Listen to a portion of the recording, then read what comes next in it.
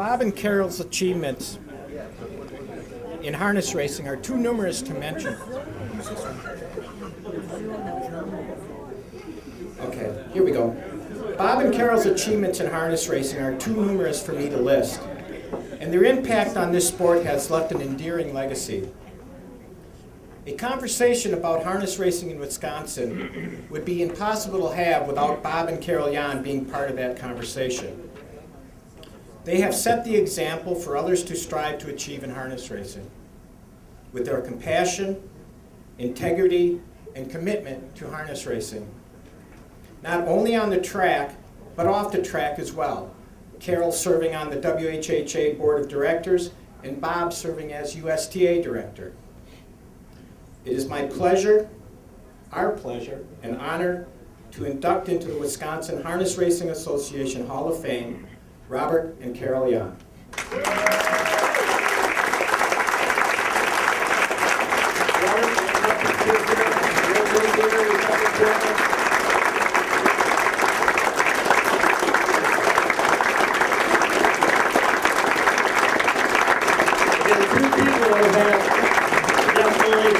Extraordinary contributions to racing in the state of Wisconsin for many, many years. A great horse trainer right here, good guy with colts. And I met Bobby, we were probably both mini teenagers, 13, 14 years old, and he was already driving horses. And he's a pro, he's great at it. He's really brought a lot of young horses along and made great race horses out of them. And I know Father Phil's here tonight. He's had some great horses with Father Phil. And again, congratulations, Robert.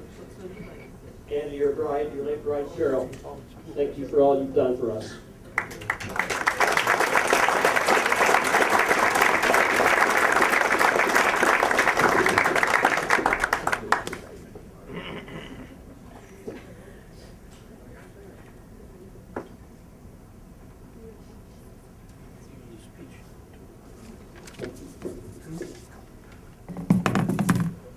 Thank you very much, Del.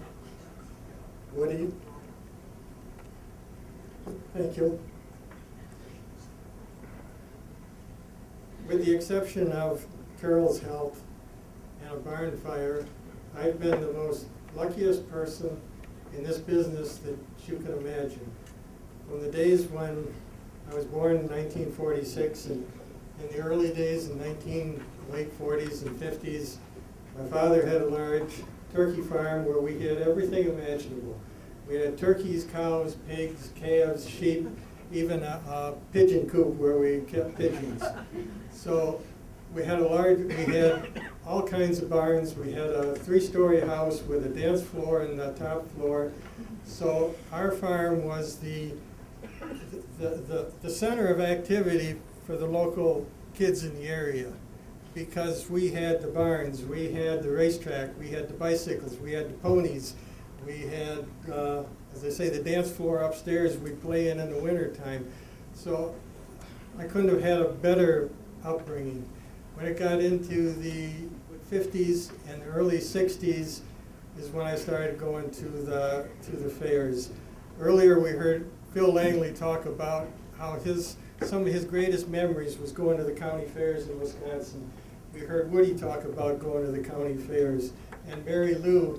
And back in the days when my father and I would go to the races on Thursday, and we wouldn't come home till Monday.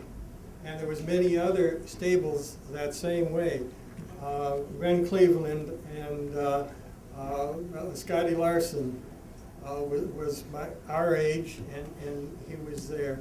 And there were so many people that it was so much more fun than it is today, because I say it was Thursday to Monday for my dad and I, and it was the greatest time there possibly was.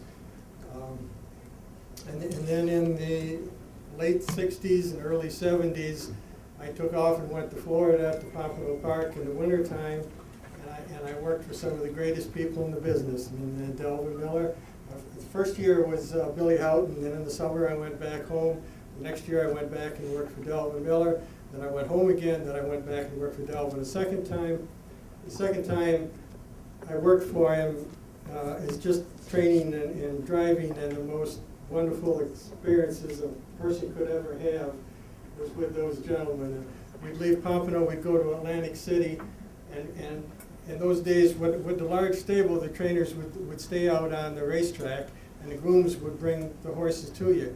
So for 2 summers, I stood on the racetrack with Billy Houghton, Stanley Dancer, Sanders Russell, Joe O'Brien. Joe wasn't there that often, it was Stan Bayless, and Delvin Miller, and if a person ever wants to just lean against the fence and listen to them talk, you can't have better people to be around. And then that fall, Delvin had a retirement night, and the next morning I went in his office and I says, does this mean I have to retire too? And Delvin says, well, I'm not going to have many horses. He says, but I can get you a pretty good job. And I says, no, it's time I go back to Wisconsin, back to my roots, back to the people that I miss. So Delvin says, well, take 6 horses and go to Liberty Bell until the end of that meet. He says, and then you can go home. I says, works for me, and so that's what I did.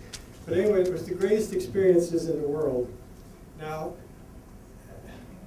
when I first became a USTA director, I was hoping that somehow or another I could help somebody the way I felt our USTA director helped me. Now, when I first went to Florida and worked as a groom for Billy Houghton and Delvin, I never said one single word that I had already won 18 races at the fairs in Wisconsin. There wasn't one single person knew that I had a driver's license. My colors I left at home. I was going to be a groom, and I never told a single soul. And then one day, at Pompano, the groom is holding the horse up, and I'm hooking up one side. Delvin's on the other side. You know, there's a driver's side and the dummy side. Well, Delvin Miller's doing the dummy side, and I'm doing the driver's side. And he looks over and he says, what kind of a license do you have? Now, he didn't say, do you have a license? He says, what kind of a license do you have? So I told him. 6 weeks later, when we was at Atlantic City, the first qualifying day, I'm down to drive a half a dozen of the best colts in the country in qualifying races. Now, I don't know how he found out that I have a driver's license, but I always thought to myself that Pat Riley, who at that time drove the starting gate in Wisconsin, and many of you remember Pat, I mean, Woody certainly does, and Mary Lou, and I always felt that at some USTA meeting, Pat Riley had said something about, you know, that kid that's working for you, you know, has a license and drove in Wisconsin. But anyway, I hope that someday, when I became a director, I would be able to do that. Hopefully, I've been able to help some people. As I was sitting there and I was watching these awards come up for for the drivers and so forth, I'm thinking, these guys started out taking their driver's test in my office at the barn in Columbus. John DeLong, Rick McGee, Ben Galt, Amber Sawyer, who am I forgetting? There was somebody else. Anyway, they all took their driver's license, and Dan Carey was up to my farm to take his driver's license. So hopefully I was able to at least be part of their going to the races and getting in the business. And it's certainly been the ups and downs, but it's been more fun than good, and going back to the fairs and everything else. And in regards to Carol, I doubt if many of you realize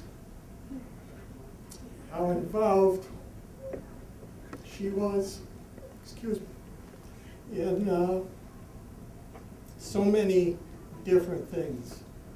When we first got married, we were married in the Fall River Methodist Church, which is the same church that I was baptized in. I was confirmed, I went to Sunday school, the whole thing. Well, it isn't long, and Carol is on just about every committee that a church has. Every time they asked for someone, there was Carol, and whether it be the pastor,